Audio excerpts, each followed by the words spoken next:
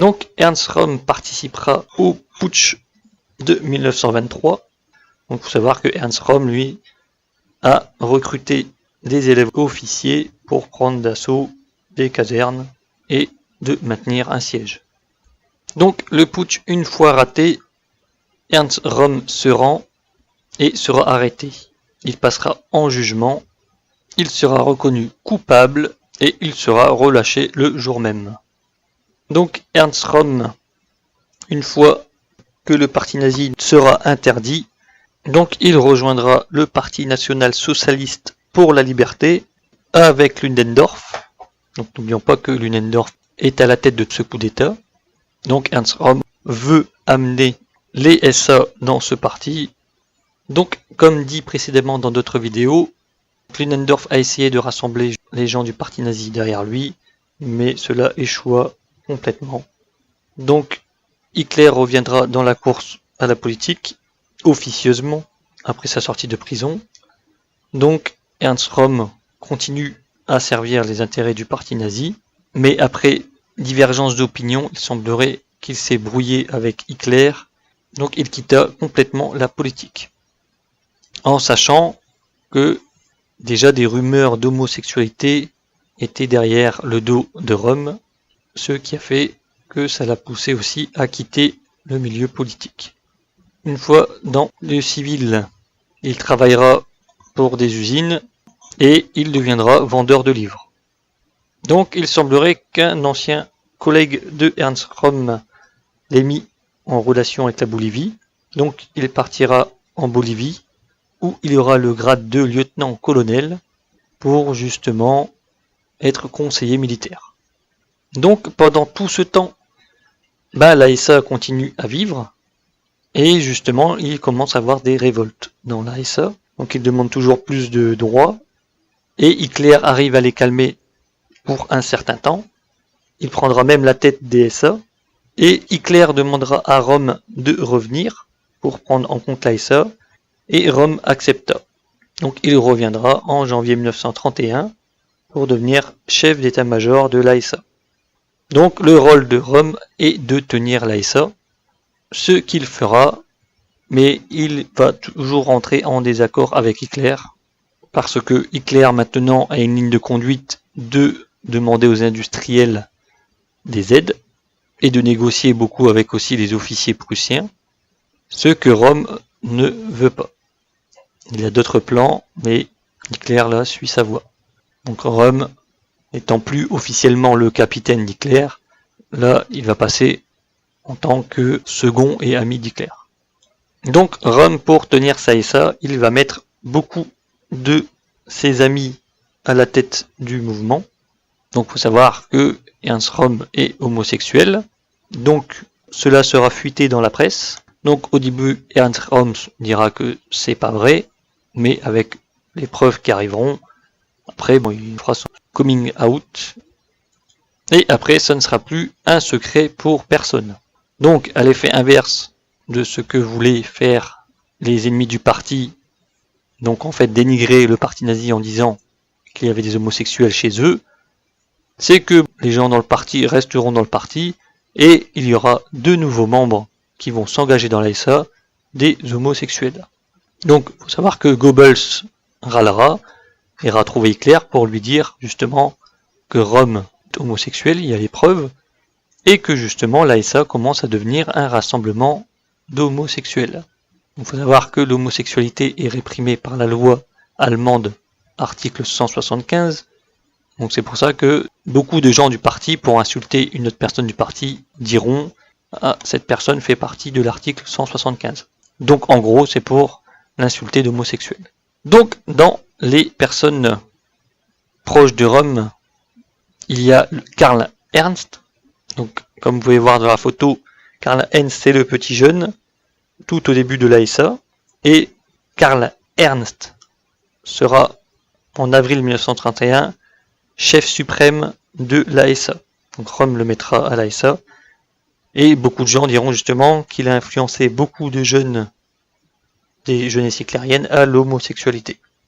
En sachant que des anciens camarades de Rome diront qu'avant de partir en Bolivie, il n'était pas homosexuel, parce que bon, ils avaient des histoires à raconter sur lui dans des orgies avec des femmes, et que justement il serait revenu homosexuel après la Bolivie, en sachant qu'il devait certainement être bi ou cacher ses tendances à ses amis du fait de l'article 175. Donc alors, une fois que Hitler est au courant que Ernst Röhm est homosexuel, Hitler ne dira rien. Ce qui étonnera Goebbels, mais pas le général von Epp. Donc il faut savoir que le général von Epp a réprimandé Ernst Röhm. Donc encore, nous sommes dans un état bizarre parce que Ernst Röhm n'est plus militaire, mais c'est quand même le général Epp qui va réprimander le chef des SA, et ça ne sera pas Hitler. Donc pourquoi Hitler n'a pas réprimandé Ernst Röhm? Est-ce que c'est son ancien ami, et il est capitaine, et il a cette marque de respect, donc il ne lui en parle pas, ou c'est parce qu'il s'en fout? Donc ça, c'est des questions à se poser, en sachant que justement, Karl Ernst, que je vous ai parlé juste avant, dira, d'après certaines personnes, j'ai des dossiers sur Hitler, je n'ai qu'un mot à dire, et Hitler laisse tranquille Ernst Röhm. Donc, est-ce que Karl Ernst a vraiment des dossiers sur Hitler? Et s'il balance, ça peut faire mal. Donc ça, aussi, c'est une autre question. Donc, une chose est sûre, c'est que les gens diront des SA, en parlant de leur homosexualité, ne vous en faites pas, ces gens-là se battront comme des lions contre les bolcheviks, souvenez-vous des Spartiates. En parenthèse, les Spartiates de l'Antiquité étaient homosexuels, pour eux, l'amour c'était entre hommes, et les femmes ne servaient qu'à faire des enfants. Et donc à cette conversation, Hitler ajoutera « Mes plus fervents partisans ne doivent pas être des hommes ayant femmes et enfants. Les pères de famille ne valent rien dans les combats de rue. » Donc en gros, là nous avons une phrase d'Hitler qui tolère, entre guillemets, l'homosexualité de ces hommes parce qu'ils savent qu'ils n'ont rien à perdre dans les combats de rue.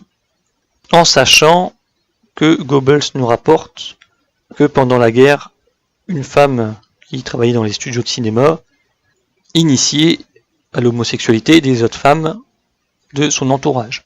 Donc Goebbels, sachant que Hitler aimait bien cette personne, ne pouvait pas agir les mains libres, donc il a dénoncé à Hitler. Et Hitler dira à Goebbels de laisser cette femme tranquille, que des millions de femmes loin de leurs soldats au front, en gros, devaient bien se satisfaire d'une autre façon, et il précisera que les relations entre femmes ne sont pas la même chose que des relations entre hommes, en sachant que le régime nazi n'arrêtera quasiment aucune lesbienne, parce qu'il faut savoir que les femmes lesbiennes étaient arrêtées au même titre que les hommes de l'article 175, mais pas en Allemagne. Il faut savoir qu'en Allemagne, les lesbiennes sont quasiment laissées tranquilles, tandis que les hommes, comme vous savez, ils sont arrêtés et portent le triangle rose. Et en sachant que eux, en Autriche, ils arrêtent un peu plus les lesbiennes. Donc, tout ça pour dire que Hitler n'est pas vraiment homophobe comme on peut l'imaginer, parce que il continuera à rester avec Ernst Röhm jusqu'en 1934. Donc il faut savoir que même lorsqu'il devait aller voir le président Hindenburg, Hitler prenait Ernst Röhm en tant qu'adjoint, et Hindenburg dira « Je ne veux pas ce genre de personne chez moi ». Donc en parlant de Ernst Röhm homosexuel, et donc Hitler a dû prendre Göring à la place de Ernst Röhm. Donc beaucoup de personnes disent que Ernst Röhm a été liquidé lors de la nuit des longs couteaux parce qu'il était homosexuel, donc on entend beaucoup cette phrase, mais il faut savoir que Ernst Röhm, on sait qu'il est homosexuel déjà début années 20, les gens en parlaient, et là officiellement début années 30. Et Ernst Röhm reste quand même aux côtés d'Hitler et il est tué en 1934. Donc il faut savoir juste c'est que Ernst Röhm a été tué parce que les SA, nous en reviendrons quand nous serons justement à la nuit des Loconteaux, mais il faut savoir qu'il prépare un coup d'État et que Ernst Röhm fait partie de ce coup d'État. Et donc justement, nous pouvons voir que lors de ce putsch de l'ASA manqué, c'est que l'ASA, dès qu'elle prendrait le pouvoir, elle devait garder Hitler en place. Le but était de rechanger tout, mais de garder Hitler. Mais si Hitler aurait été opposé, bon, il aurait été éjecté de son trône. Et justement, une fois que Hitler ira arrêter en personne Ernst Röhm, il le laissera en vie et lui pardonnera. Donc il faut savoir qu'après tout ce qui est Himmler, Goebbels et Göring vont mettre des idées dans la tête d'Hitler pour justement l'éliminer, parce que justement ils ont peur que Hitler redonne des postes importants à Rome, et justement ça dérange beaucoup de monde. Donc la possibilité de se suicider a été donnée à Ernst Röhm. Les officiers SS Theodor Eick et de Michel Lieper sont allés voir Ernst Röhm dans sa cellule et lui ont tendu un pistolet et lui ont dit « Tu as 10 minutes pour te suicider ». Donc Ernst Röhm leur aurait dit « Si je dois être tué, laissez Adolf le faire lui-même ». Donc les 10 minutes écoulées, les deux SS reviennent dans la cellule et trouvent Ernst Röhm la poitrine nue, gonflée en un geste de défi, et les SS tirent sur Ernst Röhm. Donc il semblerait que l'officier SS Lieper ait tiré 2 coups dans la poitrine de Röhm, qui est tombé sur le sol en criant « Mein Führer, mein Führer », et Theodor Eick lui aurait tiré une balle dans la tempe, ce qui le tua. Hitler dira pour cette journée des longs couteaux que c'était la journée la plus triste de sa vie, ce que confirme Goebbels dans son journal intime. Il dira « Les exécutions sont presque terminées, il en faut encore quelques-uns. C'est difficile mais nécessaire. C'est difficile, mais il ne faut cependant pas les éviter. Il doit avoir la paix pendant 10 ans, toute l'après-midi avec le Führer. Je ne peux pas le laisser seul. Il souffre énormément, mais il est dur. Les condamnations à mort sont prononcées avec le plus grand sérieux. Au total, environ 60 personnes. Donc il faut savoir que Hitler a dû regretter ce personnage, parce que lui-même dira, lorsqu'il y a eu la tentative d'assassinat en juillet 1944 des officiers allemands contre sa personne, qu'il aurait dû justement réformer l'armée en 1934. Pourquoi cette information ? Parce que c'est Ernst Röhm en 1934 qui avait dit à Hitler de réformer l'armée. Donc Ernst Röhm voulait remplacer tous les officiers et mettre justement des gens du parti et des gens proches de lui, en fait, pour justement que l'armée soit compacte. Là, le fait d'avoir laissé des gens hors du parti, dans leur esprit, c'est ce qui a donné l'attentat et les agissements de l'armée contre Hitler. Donc Hitler, en disant ça, a sans doute une pensée pour son ami Ernst Röhm qui lui en avait donné l'idée.